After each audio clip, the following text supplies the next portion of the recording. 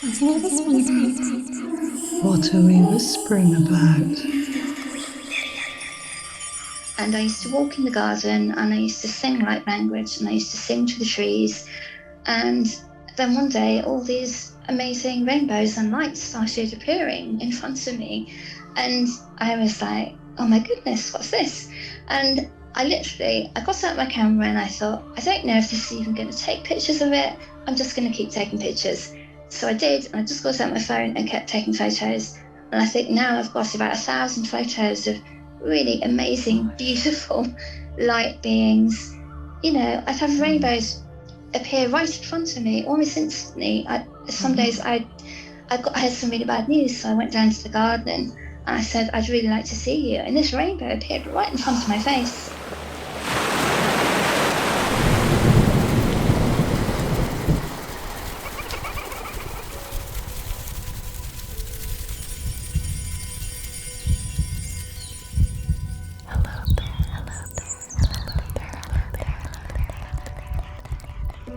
In the air, by the sea, from the land, and within you and me.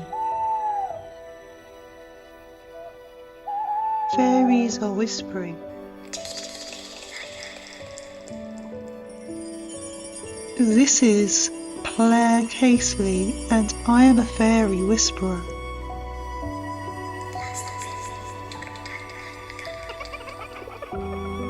To catch a whisper, you have to listen closely.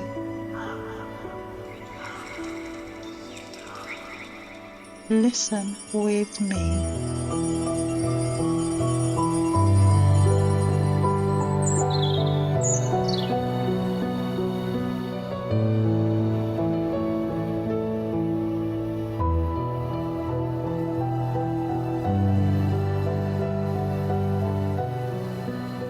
Hello and welcome everyone. This episode is a re-release from 2022 featuring Lorraine Wilson. Lorraine is an accomplished English author and magical awakening practitioner living in the breathtaking foothills of the Pyrenees in southern France. This is part one of a two-part episode. In this first part, Lorraine shares her fascinating experiences with fairies and the mystical light phenomena she often observes in nature and photographs, which she calls her flying fairy lights. After a teenage accident left Lorraine paralysed, she received some healing from a visiting shaman, after which Lorraine began to spontaneously speak in tongues. She now uses this gift, which she calls light language, to communicate with the otherworld and heal others. Doctors said that Lorraine would never walk, read or write again after her accident. Determined to prove them wrong, she regained her ability to read and write with support, eventually becoming a successful author of over 13 books published by Harper Collins. We delve into Lorraine's encounters with fairies, which include two beings called Friendly and Maeve, and explore the captivating rainbow curtains of light she frequently sees. Lorraine also reveals intriguing insights such as spotting mysterious creatures and humanoid figures within these rainbows. These anomalies seem to be intelligent, as they appear to interact with her pet dogs and with Lorraine. Lorraine has documented these lights in thousands of photos, some of which I have seen, and I can say that they are really compelling. You can follow the podcast on social media and YouTube at Fairy Whispering Podcast. Read show notes on the podcast blog, thefairywhispering.com, and support the show by sharing it with a friend or buying me a coffee via the link in the description. If you have a story to share and you'd like to guest on the show, you can email me clairefairy.whispering@gmail.com.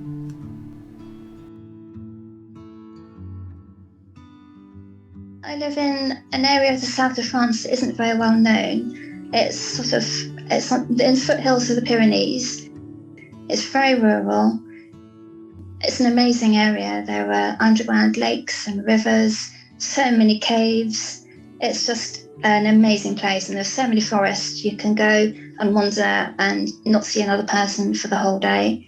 And it's just a beautiful place. And it's also the kind of place that calls spiritual people. There are lots of artists, creative people, writers, or people who just feel called to come and live here for some reason. It's just been an area that's always drawn people with an interest in the spirit and the other world. There are certainly loads of legends in the mountains about how it's a place where the veil between the worlds are thinnest. And so many people, very credible people like mountain guides, have had amazing experiences of seeing things, hearing things. A friend of mine has been in the mountains, and she said she's seen one day a cave was there and the next day it wasn't there. So it's almost like it's a place where things shift and timelines shift, and it's a really fascinating area. There's something about mountains being liminal places, and there's loads of accounts I think worldwide. so. Yeah, I think so. yeah. I mean, there's still talk here about it being the old religion being of the land. It's of the mountains, the forests, the streams, of the beings who inhabit it, who we're partners with. You know, there is still that current underrunning all the modern age. Everything else that has come in has never completely quashed those beliefs in people. And it's hard to find a village or a fountain or something that doesn't have a legend attached to it. It's a pretty magical place. And I'd say it's after I moved here that although I've always been very open spiritually and I've used things like light language since I was 16, it was since I moved here that I had like a real spiritual awakening. And I suddenly realized just how much there was for me to connect to and how many divine light beings there were who wanted to connect with me, and just how much more there was that I hadn't been seeing. It's like I've been sleepwalking through life, and then coming here, it's like I suddenly woke up. Wow. I want to go back to what you were just saying about when you were 16 and the light language. What initiated you using light language, and what light language is? Because not everyone listening will know what light language is. I mean, light language is basically a spiritual language. It bypasses your mind. There are lots of different types. I believe you have your own light language, which is, I think, is heart-centered. But you can also channel light language, which I do as well, which can either be from faeries channel light language, or you get angelic light language, ancient languages, galactic languages. There are so many, and so many beautiful dialects. But it's a wonderful, wonderful way to connect to spirit, and it's a beautiful experience. And in particular, I love singing light language. I've never felt more free.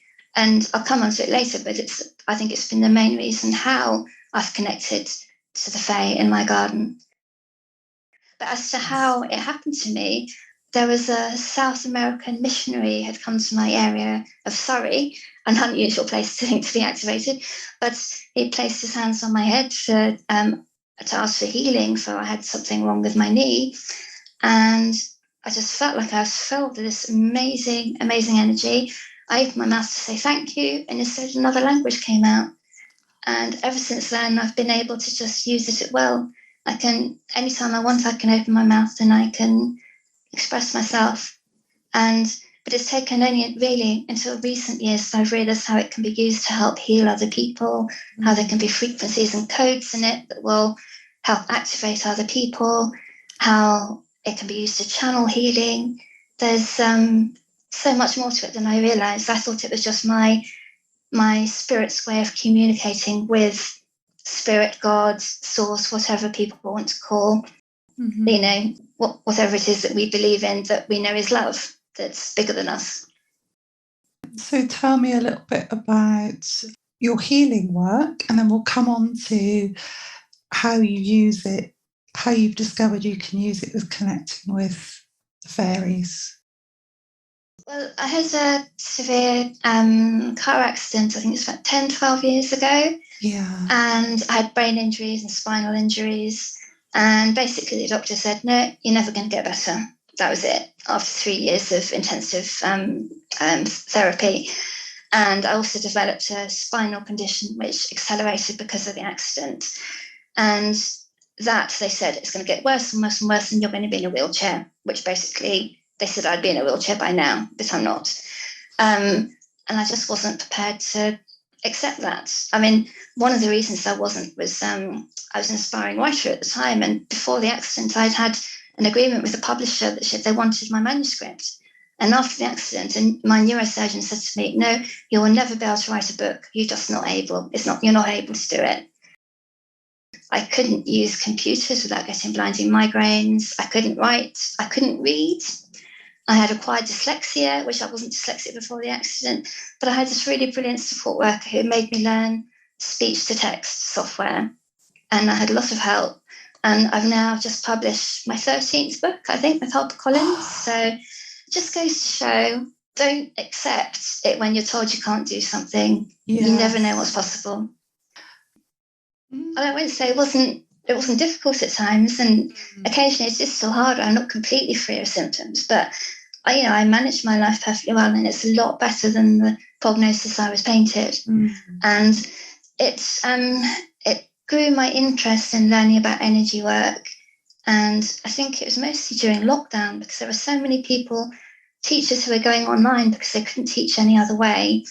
And I learned quite a lot of the basics about energy healing, but I felt called to magical awakening. And at the time, there was this part of me that rebelled, that said, I can't do something with the word magic in. No one will take me seriously, ever. I mean, this is the condition that we've been given, that the word magic must mean that there's something wrong with you. But anyway, I was called to it, so I did it, and I'm so glad I did, because I almost feel like those years of training were like preparation, because I feel like there's been an upsurge in magical awakening and the amount of elemental beings and fairies who want to talk to us. And I've already activated lots of people. It's like magical awakening. I call her because it's like she's an entity, and she gives me tasks to do. And sometimes she'll give me a message and say, right, you need to email so-and-so and tell her this message. And there was one which I know the person won't mind me saying, I won't say her name. But I was told to send her a message to say, don't worry, the whales and the dolphins forgive you. And I thought, okay, this will be the last time I ever hear from this person. And I emailed her, and it turned out it was brilliant, because she'd been a marine biologist, and she'd always felt bad about the lives of the whales and the dolphins that she'd colluded in killing. And so I did more and more steps like this. And then I got, okay, you've got to contact so-and-so and offer them a free magical awakening session. And I would do that. And all of a sudden, everyone around me started having experiences seeing fairies. So in the magical awakening sessions, when basically I work with the elements, it's almost like a Celtic shamanism. It's very much rooted in the earth, but it's also rooted in the elemental beings who are part of the earth, who want to be partners with us. That's what the message they've been giving me, that they want to work with us. And they've been almost driven into hiding by, there was so much oppression. Anyone who believed in it was castigated. Fairies were blamed for if crops were ruined, all kinds of things. But there's been such a change in the last couple of years. It's like a real sense that magic is awakening, magic is awakening. I keep getting that coming up through the earth. And I feel like one of my roles is, when I'm using magical awakening sessions for the right person, it seems to awaken them. And I've had friends who've had experiences of fairies laying flowers on them, kissing them. And I've had people who would never have believed in a million years that a fairy existed saying, I started seeing fairies. Is this normal? And saying, yeah, it's perfectly normal, don't worry. So it's an amazing healing modality, because you're working in partnership with the earth, you're working in partnership with the elements. I see the elements as having consciousness as well. So I work with earth, fire, water, and air, and I work with the elemental beings, and we work as partners. And it's very intuitive. And you'll often hear an instruction. I mean, they're basic magical awakening tools, but I very much go with the flow that sometimes someone will tell me what they want healing with, and I'll send them healing. And then suddenly I think, actually, no, I really need to send healing to their stomach. And then afterwards they say, oh, I had this really funny burning thing in my stomach, and my cesarean scar, it's like it's completely healed up. And they hadn't told me anything about that beforehand. So it's just wonderful to be able to give that. Because, I started out, I think, like a lot of fledgling healers, wanting to learn healing because they were sick of being sick. But once you do know how to do it, you want to help other people in any way you can. And I absolutely love using it. And I have to say, every time I do a session, I feel completely energized afterwards. It's just wonderful. I'm not a separate being, we are parts of the world around us. Thank you for sharing that. I was really now wanting to move on to the elementals that you've been connecting with. And I'm just wondering whether that has happened just since you've been where you are now in the south of France, or did it happen in the UK, or has it just sort of intensified? I think it's only really happened since I've moved to this area. Yes, I think so. I think if I was connecting before, it wasn't conscious, so I didn't know who or what I was connecting to. I've always loved being in nature. I lived in London for a brief time, and every weekend I used to escape to the countryside because I just wanted to be surrounded by nature. So I'm where I'm happiest. Yeah, I think it was also with magical awakening, because I was connecting with the elements. I was becoming more and more conscious of everything around me. And I started earthing a lot, walking barefoot on the earth and connecting to Gaia. And, and part of magical awakening is you connect to trees, you connect to plants. And I was just aware, like I was sending energy to a tree and I was getting energy back, or I was getting messages back. But I suppose the biggest change for me happened maybe a year ago, possibly a little bit more.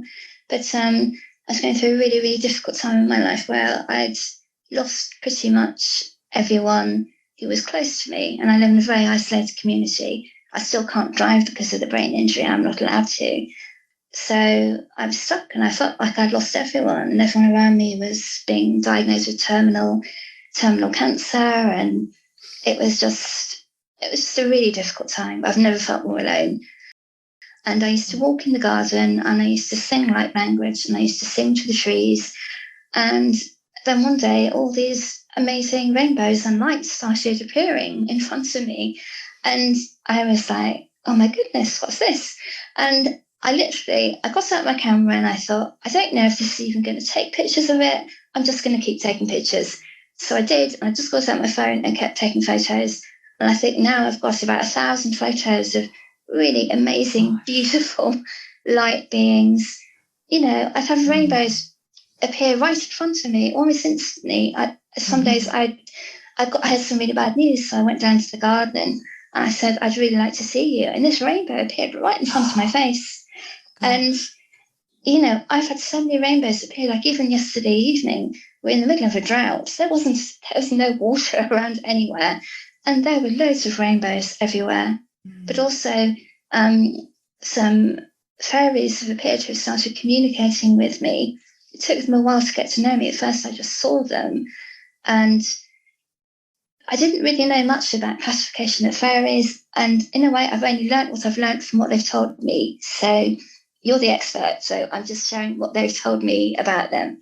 But still learning. Okay. I don't know everything. So first of all, there's this emerald green orb who appeared, and he kept appearing. And one day he followed me into my house, and I didn't feel nervous about it. I just thought it's okay. And he actually expanded, so it's about a foot wide, maybe. And I said, "Oh, who are you?" And he said, "I'm Friendly." And that was it. And I said, "Okay, hello, Friendly." And he vanished. And we kept this up for a while, and in the end, he said his name was actually Finn, but he liked me calling him Friendly, so he just kept the joke going. So it was a bit of a sense of a humour thing. But he told me he was a fairy of the air. He said that the fairies classified themselves according to the elements. So the fairies of the air, of the water, of the earth, water, fire. So I've only got his word for it, so that's just what he told me. And he was joined by a friend, a sort of royal blue friend, who is called Maeve, although at first she was shyer and she wasn't sure about him telling me her name, and said, no, don't tell her that, and you must tell her I'm not the queen. I'm not the queen of the fairies. So I call him Friendly Finn, and I call her maybe Maeve. So it's just a little joke. But they come on walks with me. Like, I'm out with the dogs and I'll see the dogs looking at something. This is often how I find the light beings, because the dogs will be looking, like, what's he looking at? And they'll look down and there'll be an orb. Or I've had newer things recently. I've had like golden beings almost of fire, which I haven't had before. Yeah, quite a few new things have appeared. But so sometimes I'll go down to the garden and I'll literally say, they've got a beautiful rose bush that had grown up and the roses had grafted into my olive tree. So I thought that's lovely symbolism, love and forgiveness. Yes. And then this double rainbow appeared on top of the roses in the olive tree. And I thought, wow, that's love, forgiveness and hope all together. And it was such a beautiful message. And it stayed for ages. It let me take loads of photographs. There were loads of Blu-rays going on. And sometimes I actually say to them, would you like to come out so I can take photos of you? And they say, oh, yeah, okay. It's really funny. And I've seen your amazing photos. And the feeling I get from those photos is, it's, like you say, it's very joyful, light energy. Definitely. Very Definitely. childlike. It's playful. And it's interesting to me as well that they've chosen to show themselves as light form, because there's a lot in fairy folklore about fairies appearing as orbs sometimes. Where I live on Dartmoor, the stories of the pixies and showing themselves as what they call, will-o'-the-wisp, little lights. Yeah. Or sometimes appearing as actual beings. So they have this ability to shapeshift. And I wonder if you've ever got sort of a psychic impression of what they look like in their actual form, or whether you've seen them in a sort of more humanoid or other form. I have. I mean, initially, I used to call them my flying fairy lights, because that was just what they looked like, little fairy lights flying around. Yeah. But I mean, before in meditation, I'd connected with elemental beings, but I'd always seen them in my mind's eye. But sometimes now when I'm out and about, I'm actually seeing faces, and I often get this curtain of light in the garden, which is odd because it's completely clear day and there's a thick curtain. And within the curtain, I see actual forms. Like I saw a lion's face, and there's another one in which I saw a woman very clearly.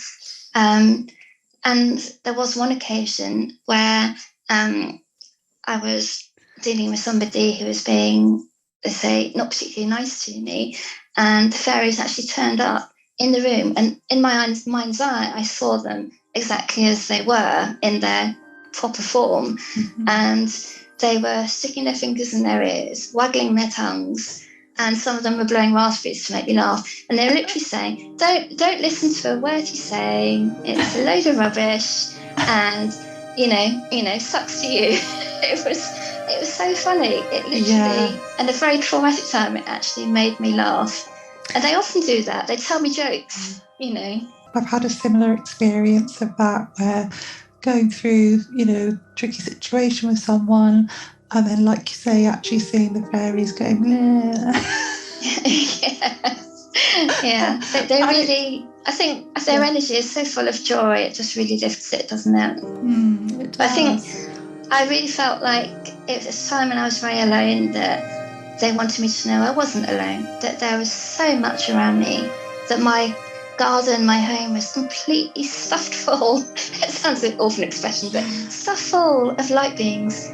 Yes. And I feel like it is, because with using Magical Awakening, I bless and put protections on my home every day. I invite in every elemental being who would like to be there as a place of haven and safety and a place where only light can exist.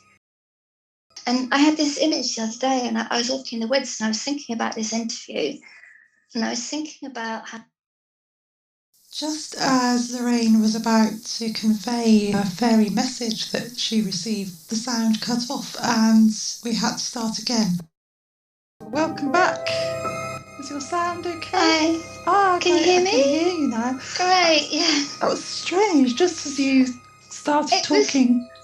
Yeah. I would say it's really strange because it was just as I was about to deliver the message that the fairies had given me in the woods the other evening. Yeah. It suddenly cut out by some kind of interference. But anyway, so yeah, just to recap, I was walking in the woods and I was talking to the fairies and I was asking about what they would want me to say in the interview, if there's something, the message I wanted to give. And I was being reminded of the film The Truman Show. Do you remember The Truman Show? Yeah, one of my favourite films, actually. Yeah. Okay. And it was basically saying that so many humans are in a Truman Show-like construct where they don't question, they believe everything they're presented with, and questioning or being different is seen as being wrong. And it was basically saying there is so much out there that we need more of us to say, question things, and say, well, hang on a minute, look at that. What's about that? It needs more of us to be breaking up through the ceiling and discovering just what an incredible universe we live in. And also what incredible, beautiful, loving beings there are just a hair's width and just in the next dimension, literally beside us. Beings who love us, who want to help us, support us, work with us. And I think that with the changes that are happening in the world, I think that they want to work with us to help build a better world. I know that sounds like a cliche, but that is what they told me. They want us to work with them as partners, and they have so much love for us. And the other thing that I was reminded to say was that I do think that if you want to connect with the fairies, that music, it doesn't have to be singing in tongues. It can be any kind of singing, any kind of music. They love it. I think it's a great way to connect with them. If you'll be outside, be where they are and sing, or doesn't matter if you don't think you're a singer. We're all singers. We just judge ourselves, but everybody's a singer. Yes. And our voices have incredible power. So don't worry what you sound like. And the fairies love being sung to, and they love music. So I know you use your heart, don't you? Yeah. And it's a brilliant way to connect with them. I firmly believe that from my experience too, and what I've heard of other people's experiences, that we're all vibration, aren't we? So if we can lift our vibration by making beautiful sounds or listening to beautiful sounds, then we're becoming more of a vibrational match. Yeah. Exactly. Yeah. So, yeah, and I've heard of, sometimes when I go out into nature, I'll sing to a place if I think, this place could do with a little bit of help. Yeah. Perhaps something's gone on there that's not been great, some event. And singing the place can help raise that vibration, can't it, as well? It can. Definitely. I think there were some woods near us, supermarkets in town. I mean, it is really in the middle of nowhere. It's not like a bad town, but sometimes you do get teenagers going down there and possibly doing drugs and things.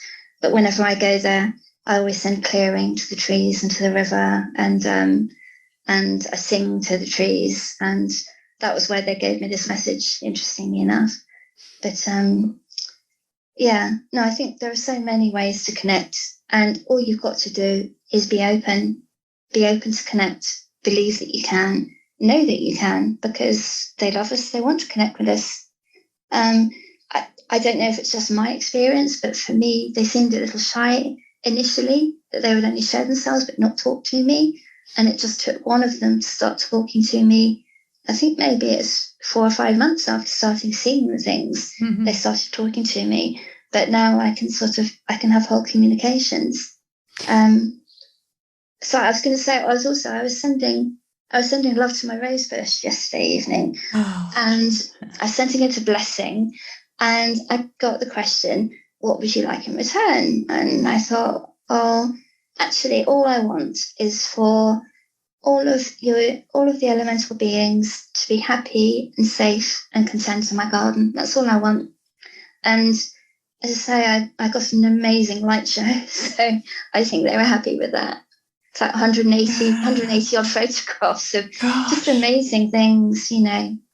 And yeah, so coming back to the area you're in, because that fascinates me, that our interaction with the landscape and how some places can be more liminal, a bit like we were saying about the mountains. And you're in the foothills of Pyrenees, aren't you? Pyrenees, yes, I am.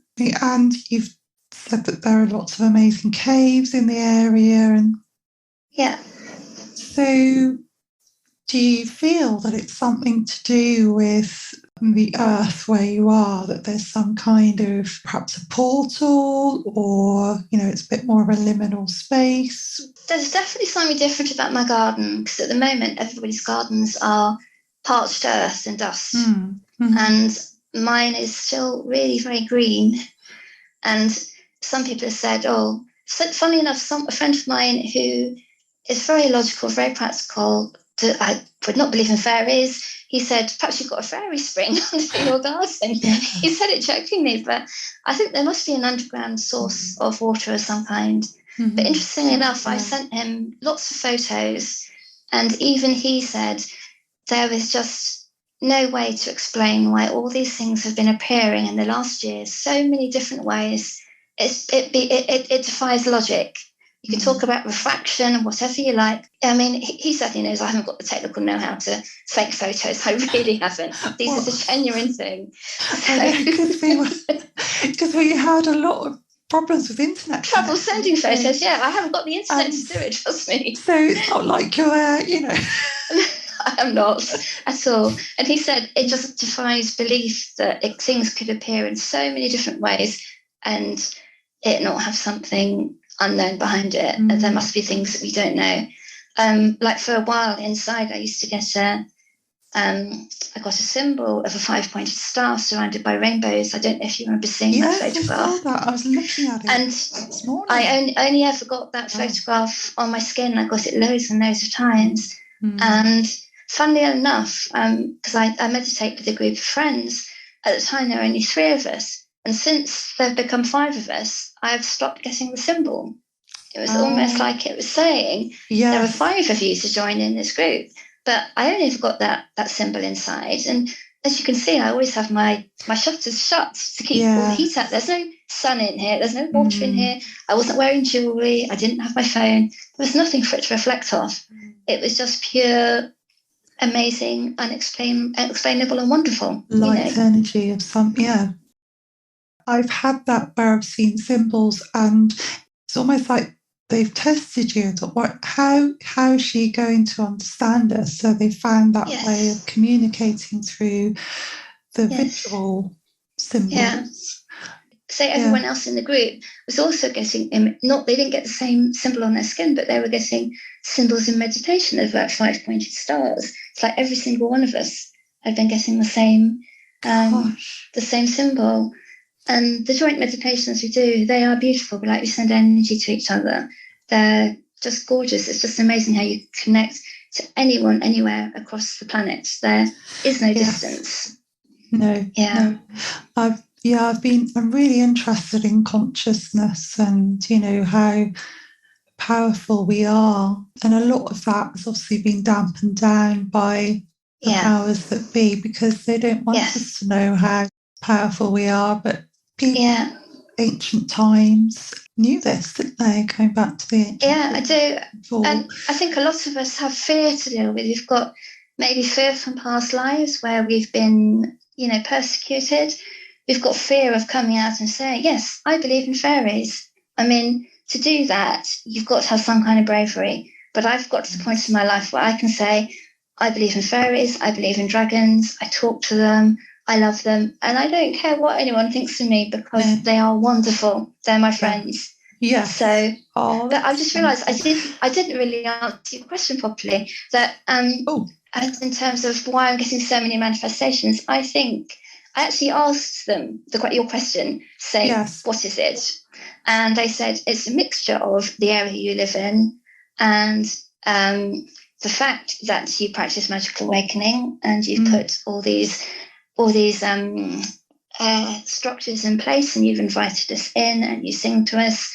And they said there's something about you where you have a connection to the fairies.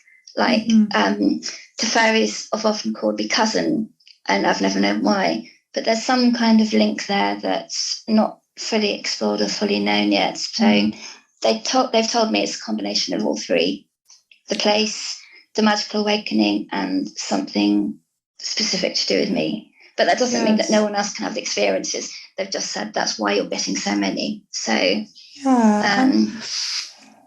that interests me as well, why some people have certain levels of experience than others. So some people might not believe in fairies at all, but then have a very sudden encounter with seeing one. Out of the blue. I've heard of, I've spoken to people where that's happened. It's like, and suddenly they understand what it's about. And then there's people like, I suppose, like you and me, that have always been interested in otherworldly things or interested in supernatural and followed a path of healing and have experiences that way. Yeah, so it's interesting that, like you say, it's like a combination of factors. And I'm going back to what you said a little while ago about you've created this sort of safe haven for them. Yeah, that's what I call it. Yeah. Yeah. And I'm wondering whether that's something that you've learnt for yourself as well, whether you feel like you've created your own sort of safe space and they're sort of thinking, well, this person knows. I think so. We want to work with them because they know all about, they're learning about creating safe space. And working with the elements. And I think so. And part of magical awakening is learning to bless the land. That's one of the main things. One of the main things, it's to work with the land, to work with earth. It's to send healing to parts of the earth that need it. It's to send healing to trees. So it was just something I was doing naturally anyway. And then I had in mind, I want this to be a haven. And I suppose I've had times in my life when I haven't been safe. So making it a space where I knew that I was surrounded by love and by loving beings. Yes, of course, that's precious to me.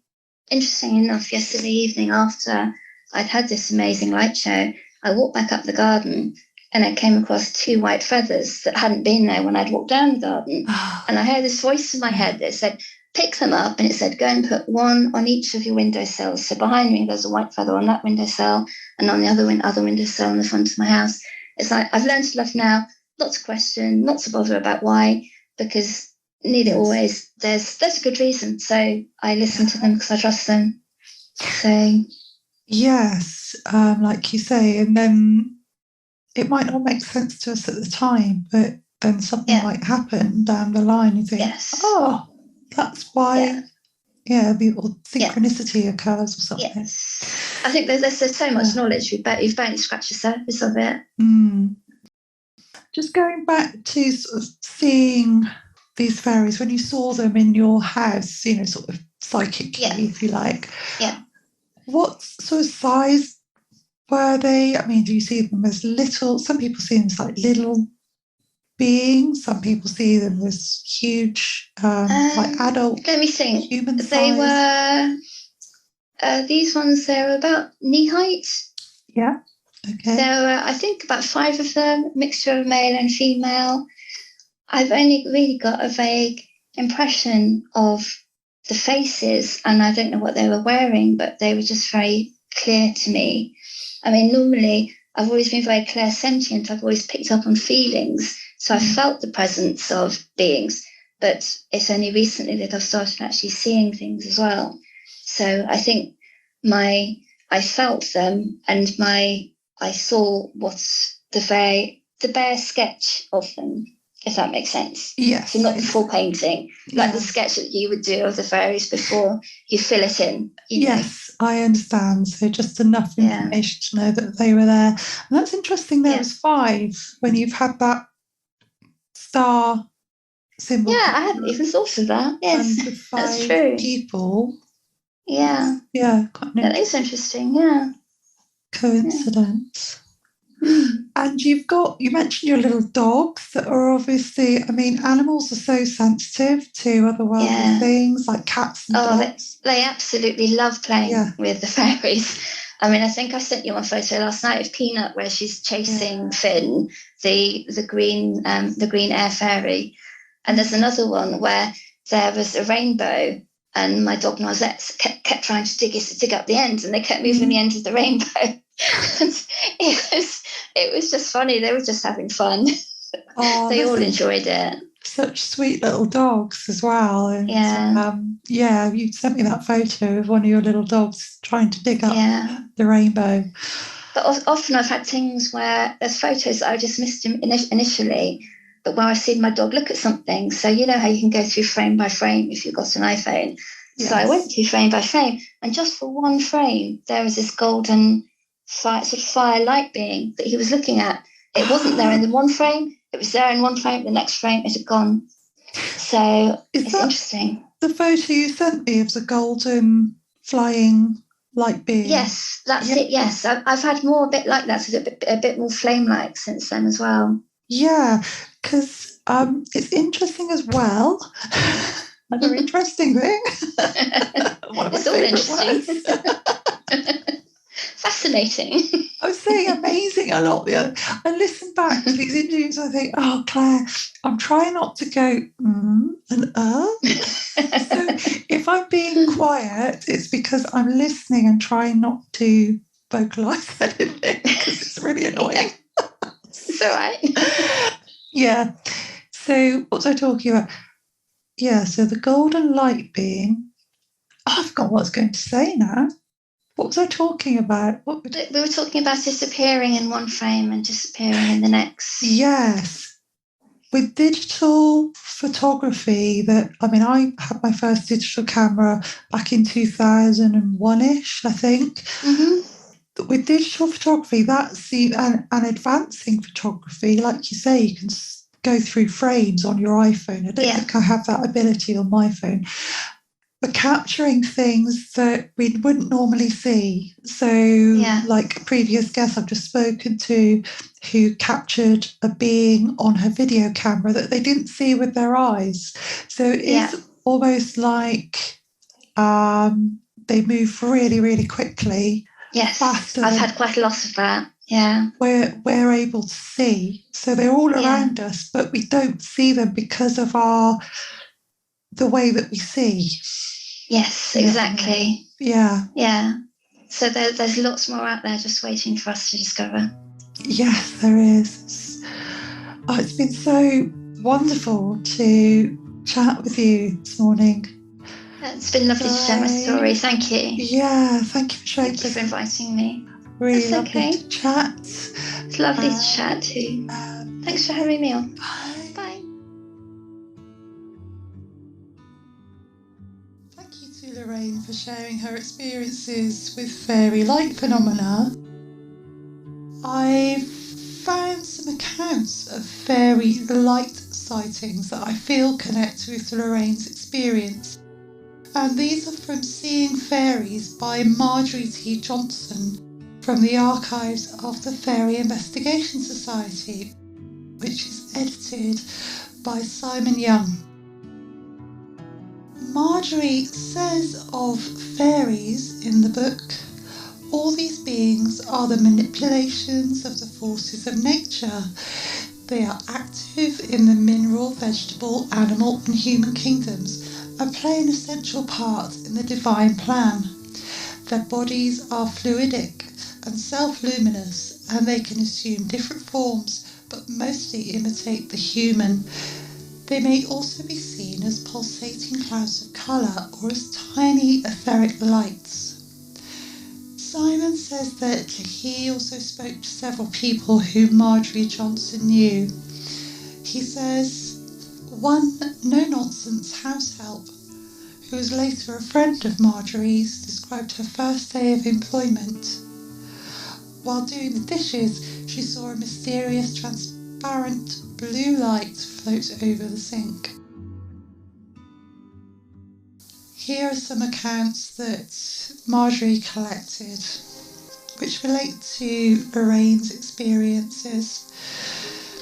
Mrs. Lucy Banner, who radiated good cheer and vitality, used to have a colour healing sanctuary at her home in Hucknall near Nottingham, and she said that she and members of her centre were very conscious of the fairies' help during the healing work.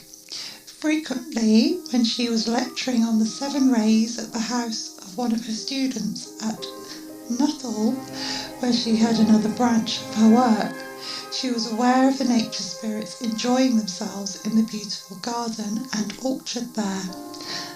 In 1959, she wrote to me, "This summer I have been out in the country quite a lot, and through the sun's rays have seen the little people dancing, with all the colours blending into what seemed like a large rainbow.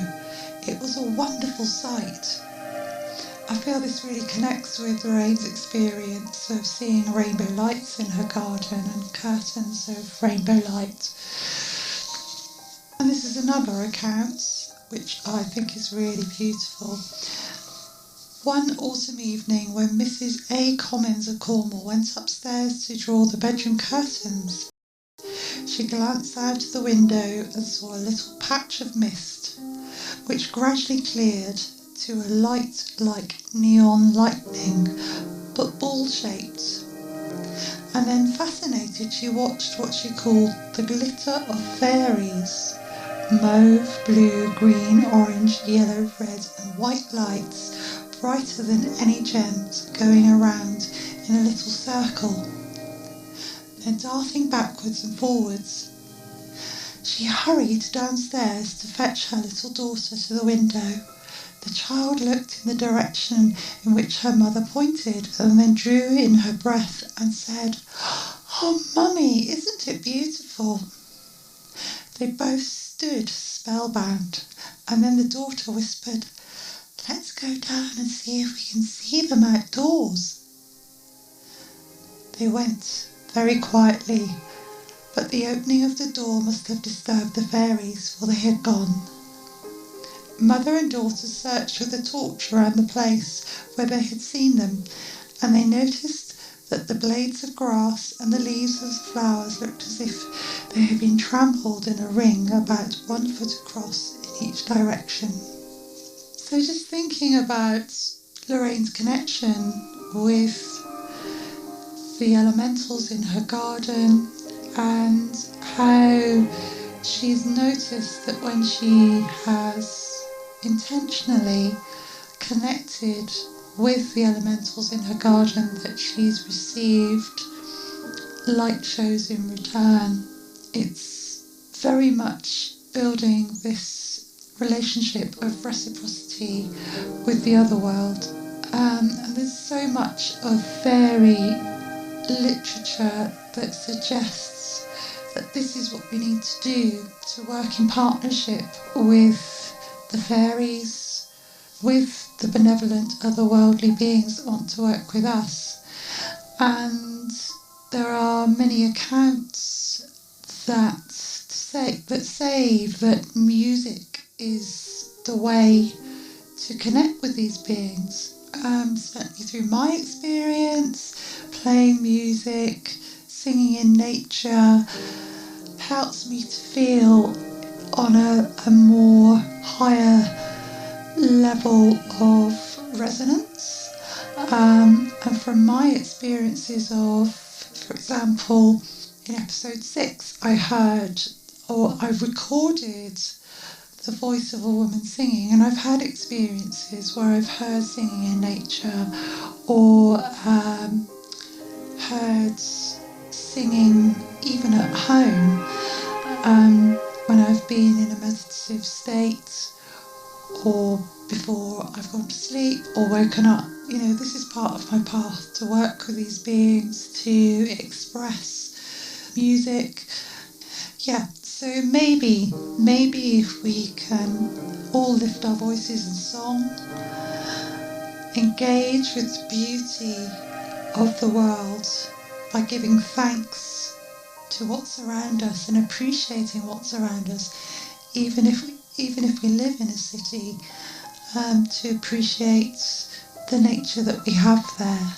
Maybe we can strengthen our connection with the other realms and start to notice and receive the messages that the other realms are sending us in return. Thank you to my guest Lorraine for sharing her experiences with us. Appreciate your support and for listening. If you have a paranormal or fairy story that you'd like to share with me, email the show clairefairy.whisperer@gmail.com. This show is entirely created and edited by me. The title music for the podcast is Forest of Butterflies by 12 Trees. Thank you. See you next time. Bye for now.